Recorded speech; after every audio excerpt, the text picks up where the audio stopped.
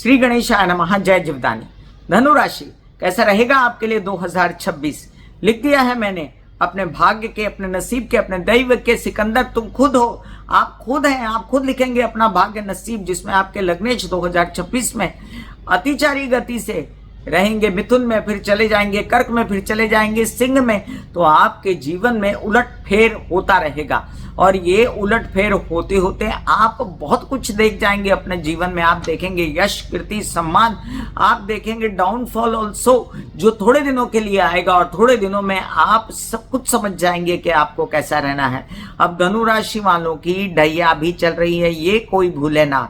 तो धनु राशि वालों को ढैया सता रही है, ये कोई झूठ बात नहीं है। और ये ढैया के चलते जो गुरु हैं, जो इनके लग्नेश हैं, इनको भरपूर सहयोग करते हैं, क्योंकि इनके लग्नेश का इनको भरपूर सपोर्ट है। और जैसे ही साल ये उदित होगा सप्तम में, सामने देख रहे होंगे, और पूरा 6 महीने तक 1 जून तक देखते रहेंगे, लग्न पर दृष्टि रहेगी गुरु की।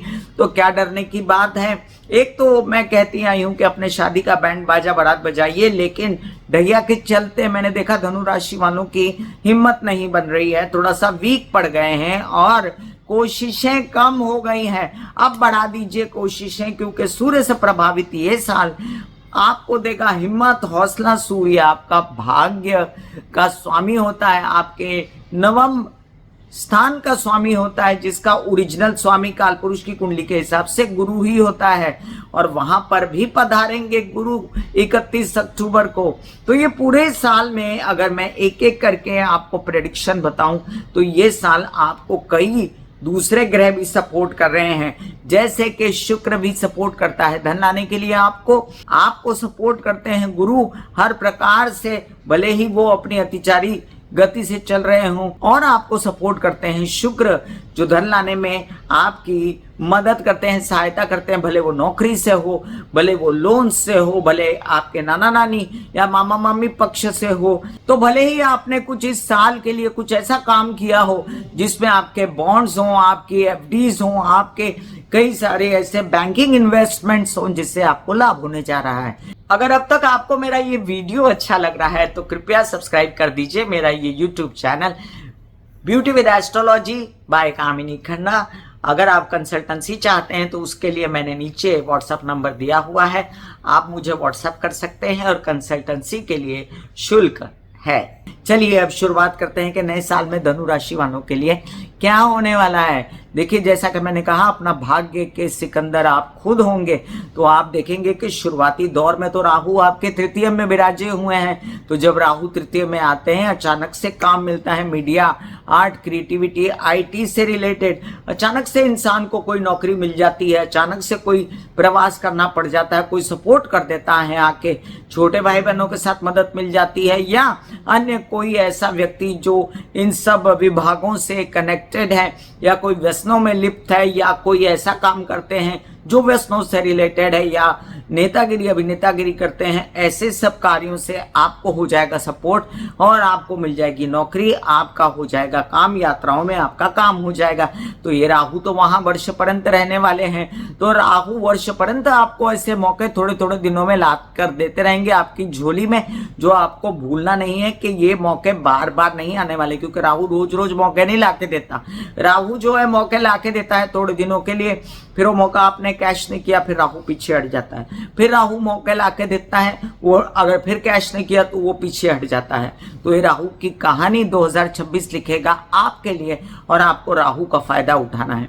वहीं पर चतुर्थ में बैठा शनि ढैया की कहानी लिखकर आपकी माँ को तंग करता है, आपके घर के हालातों को तंग करता है, आपकी खुशियों को छीनता है और आपके सुख को छीनता है, आपके वाहन प्रॉपर्टी से रिलेटेड मसलों को छीनता है और तंग करता है। वृद्धि हो जाती है यहाँ परेशानियों की, और ऐसे में ये परेशानियां झेलने के लिए तत्पर होते हैं गुरु, जो आपके लग्नेश हैं, जो सप्तम में बैठे हैं। तो अगर आप विवाहित हैं तो आपको ये विवाहित जीवन का सपोर्ट देते हैं, अगर आप विवाहित नहीं है तो ये आपके लग्नेश को देखते हैं और आपको हर तरह से बल देते हैं ये जून तक, और ये आपको बल देते हैं हर प्रकार से, आपके राहु को कंट्रोल में करते हैं। अगर कोई मेलाफाइड बातें हो रही हूं तो राहु के ऊपर इनका जो है बहुत सारा प्रभाव रहता है और कुछ भी गलत नहीं होता आपके साथ। और जो काम मिला, जो व्यवसाय मिला, अत्यंत पायस तरीके से आपके काम हो जाते हैं।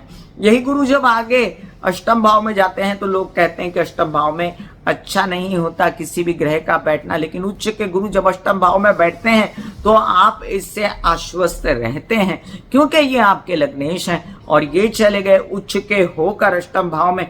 हालांकि गुरु की ये दृष्टियां आपको मजा नहीं देती, लेकिन विदेशों में आपके काम बढ़ा देती हैं। विदेशों में कोई सात्विक काम करना चाहे, कोई नौकरी करना चाहे और विदेशों में आपके प्रेम संबंध के साथ काम करना चाहे, कोई नया प्रेम संबंध करना चाहे, कोई नया मांगलिक कार्य करना चाहे, खर्चे करना चाहे, तो इसमें आपको गुरु का संपूर्ण सहयोग मिलता है। वहीं पर ये गुरु शनि की अनिष्टता से भी आपको जो है उसका प्रभाव कम कर देते हैं। उसकी नवम दृष्टि जो 4 महीने के लिए पड़ती है, जून से लेके आगे 4 महीना चतुर्थ भाव पे जहां बैठे शनि आपकी ढैया बना के बैठे थे, वो आपकी ढैया को कमजोर कर देते हैं। ये क्या छोटी बात है कि ढैया से जूझने वाला व्यक्ति 4 महीने का आराम पा जाए तो आपकी सुखों की व्यवस्था हो गई, वाहन की व्यवस्था हो गई, प्रॉपर्टी की व्यवस्था हो गई और आपके घर के हेल्पर्स, आपके काम काज, ऑफिस वगैरह की व्यवस्था उत्तम प्रकार से हो जाती है।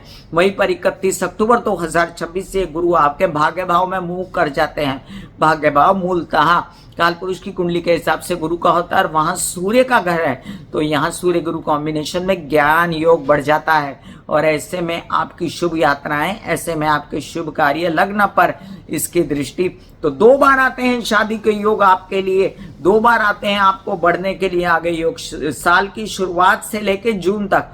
उसमें भी आपको जो है एक अड़ंगा है कि 11 मार्च तक मार्गी होते हैं गुरु, 11 मार्च तक वक्री ही रहेंगे और उसके बाद का 2.5 महीना आप कैश करते हैं अपने शादी के लिए, ब्याह के लिए, हर प्रकार से अपने आप को आश्वस्त करने के लिए व्यवसाय में। और जो उसके गुरु के इस शुभ प्रभाव के चलते आपको कॉन्फिडेंस रहेगा, आपके सारे काम बनेंगे, आपको धन आने की प्रक्रिया में मदद करेगा। शुक्र, जो शुक्र की स्थिति बहुत अच्छी है और शुक्र लोन्स वगैरह दिलवाने में मदद करेंगे, नौकरी दिलवाने में मदद करेंगे। शुक्र हालांकि आपके कारक ग्रह नहीं, लेकिन षष्ठ के तो कारक हैं, लाभ के तो कारक हैं, तो आपको यहाँ पर लाभ मिलने जा रहा है शुक्र के कारण। वहीं पर मैं बता दूं केतु बैठा है भाग्य में, तो केतु को हम नगण्य नहीं कर सकते। केतु ले जाता है आपको धार्मिक यात्राओं में आपको आनंद आता है। कोई अभ्यास पाठ्यक्रम, कोई हायर स्टडीज के लिए आपने कुछ आवेदन वगैरह भरे हैं तो वो आवेदन आपके पास होते हैं जब गुरु की दृष्टि वृश्चिक राशि पर पड़ती है द्वादश भाव में। और ये भी समझ लीजिए कि ऐसे ही नहीं ये कहानी लिखी जाती, बल्कि ये कहानी लिखी जाती है मंगल के साथ भी। तो जब जब मंगल उच्च के होते हैं, जब मंगल मकर में होते हैं साल में, तो आपको उच्च कोटि का पैसा मिल सकता है। तो ये ना भूलें कि यहाँ पर कहानी लिखने में मंगल भी सक्षम है, आपको धन ला कर देने में, आपका माइंड एग्रेसिव रूप से काम कराने में और आपके कई सारे बच्चों से रिलेटेड फैसले लेने में। यहीं पर आप ये भी समझ लीजिए जिन लोगों की शादियां नहीं हुई हैं उनको 2 बार मौका मिलता है वर वधू का चयन करने के लिए।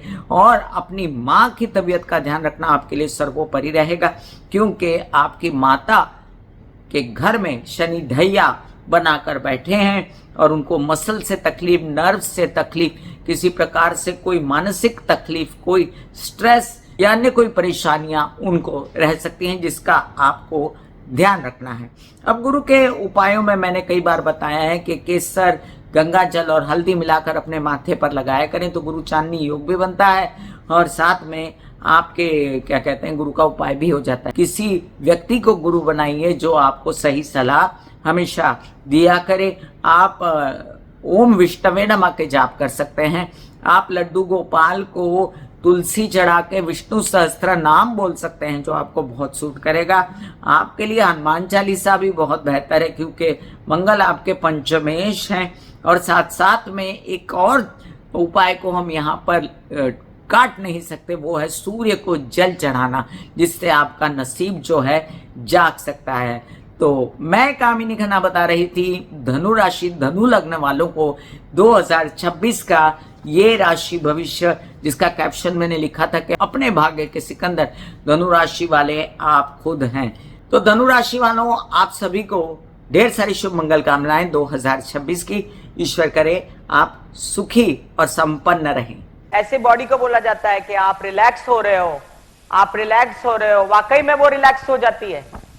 फिर आप अपने एक एक अंग को बोलिए, आपकी शिखा रिलैक्स हो गई, आपके बाल रिलैक्स हो गए, आपका माथा रिलैक्स हो गया, आपकी आंखें रिलैक्स हो गई, ऐसा मैसेज दीजिए। ये आपका शरीर है,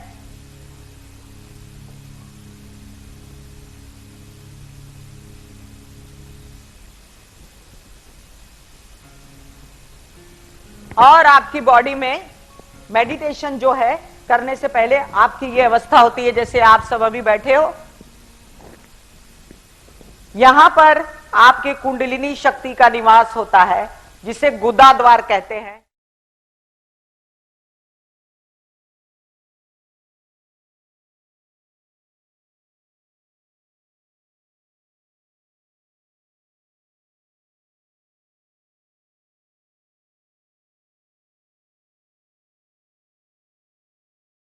जो मेरे विचारों में बहती है, जो नहीं हो करके भी है, मां देखिए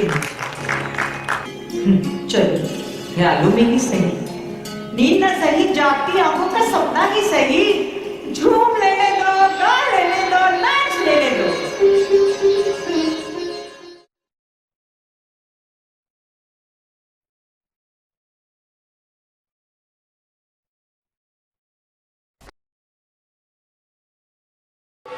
दिल का हाल सुनो मेरी